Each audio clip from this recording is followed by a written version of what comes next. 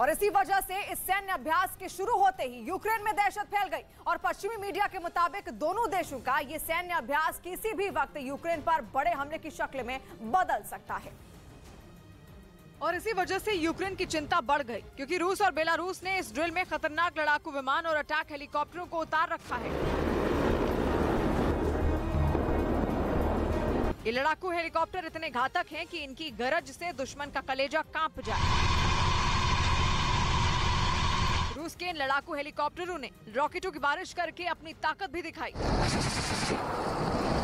दोनों देशों का ये सैन्य अभ्यास 16 जनवरी से शुरू हुआ, जो कि 1 फरवरी तक चलेगा। बेलारूस ने इसे अपनी सुरक्षा के लिए की जाने वाली ड्रिल बताया, लेकिन इस अभ्यास ने पिछले साल यूक्रेन पर हमले के पहले के हालात की याद दिला दी। उस वक्त भी रूस ने बेलारूस के साथ ड्रिल के नाम पर अपनी सेना यूक्रेन के करीब जुटा ली थी और फिर उसने 24 फरवरी को एक साथ कई जगहों से यूक्रेन पर भीषण हमला बोल दिया था।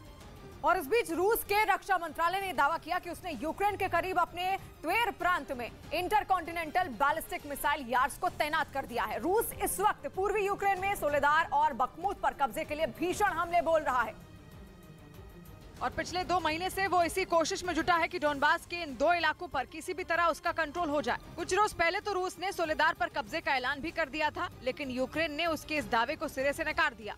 यूक्रेन ने दावा किया है कि उसकी सेना पश्चिमी देशों से मिले हथियारों की मदद से रूस पर जोरदार पलटवार कर रही है।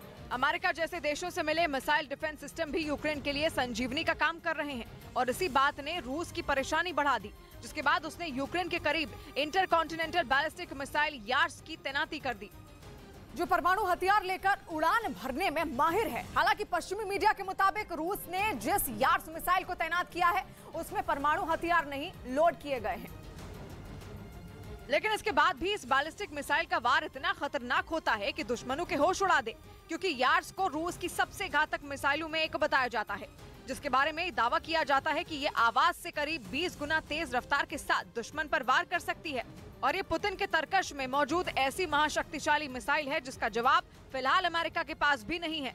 इसके साथ ही यार्ड्स के बारे में कहा जाता है कि इसे मार गिराने वाला एयर डिफेंस सिस्टम बना ही नहीं है और इसकी रेंज करीब 12,000 किलोमीटर है, यानी ये इतनी दूर तक अपने दुश्मन पर सटीक वार कर सकती है। इसके साथ ही ये मिसाइल एक साथ 6 परमाणु बम लेकर उड़ान भी भर सकती है और करीब 25,000 किलोमीटर प्रति घंटे की रफ्तार इसे और घातक बना देती है। और इसीलिए इसे जंग में ऐसे समय पर तैनात किया गया जब यूक्रेन को मिले डिफेंस सिस्टम रूस की मिसाइलों का काल बन गए हैं। यूक्रेन लगातार ये दावा कर रहा है कि वो रूस की क्रूज मिसाइलों को ढेर कर रहा है, जिसकी वजह से रूस को युद्ध में अपनी पूरी ताकत झोंक देने के बाद भी वैसी सफलता नहीं मिली जैसा उसने सोचा था। लेकिन अब उसने डोनबास की सोलेदार और बखमूत को जीतने के लिए नया प्लान बनाया और उसी के तहत उसने यूक्रेन और बेलारूस की सीमा के नजदीक त्वेर प्रांत में यार्ड्स की तैनाती कर दी है। यार्ड्स मिसाइल को सड़क के रास्ते कहीं भी ले जाकर हमला किया जा सकता है। इसके साथ ही ये केवल 7 मिनट में दुश्मन पर वार करने के लिए तैयार हो जाती है। माना जा रहा है कि आने वाले दिनों में पूर्वी यूक्रेन में यही मिसाइल कहर बनकर टूटेगी, क्योंकि इसे रोक पाने में यूक्रेन के डिफेंस सिस्टम भी दम तोड़ सकते हैं और बिना परमाणु बम के भी यार्ड्स यूक्रेन में जमकर तबाही मचा सकती है।